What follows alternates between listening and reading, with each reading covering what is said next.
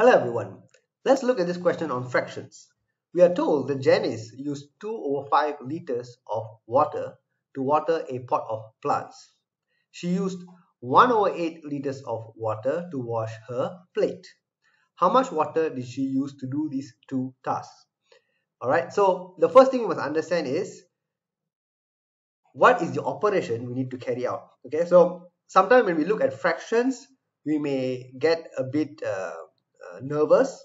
So the easy way is to just imagine that it has some simple number. So instead of maybe 2/5 and 1/8, just imagine that it is 2 liters of water for the watering of the plants and another maybe 1 liter of water to wash her plate. So if those were the numbers given, and the question was how much water did she use to do these two tasks, we know that we need to perform an addition. That means the total would be 2 plus 1, which is 3 liters of water. Okay, so the first thing that we must understand is the operation we need to carry out.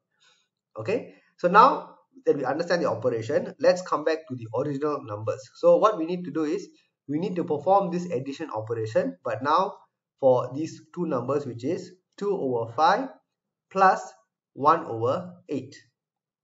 Now in order to perform addition or subtraction of fractions, we need to make sure that both the denominators are the same. Okay, so the way to do that is we must find the common multiple for both these numbers, and an easy way to do it is to just take the multiplication of both these denominators. Alright, so that is one way in which you can come to a common multiple quickly. Alright, so what we need to do on the first fraction 2/5, since the denominator of the second number is 8, I multiply both the denominator and numerator by 8. Okay, for the second number 1/8, the other denominator is 5, so I multiply both the numerator and denominator by 5. Okay, so right now what I will have is 16/40 plus 5/40. Okay, as you can see, the first step is very critical. We need to make sure that we multiply both the denominators by each other to get the common multiple. So 5 will multiply by 8. So since 2/5, the denominator multiplies by 8, the numerator also multiplies by 8. For the other fraction, 8 is multiplied by 5. So if the denominator is multiplied by 5, the numerator is also multiplied by 5. Now after this step, we can see that both the numbers have a common denominator.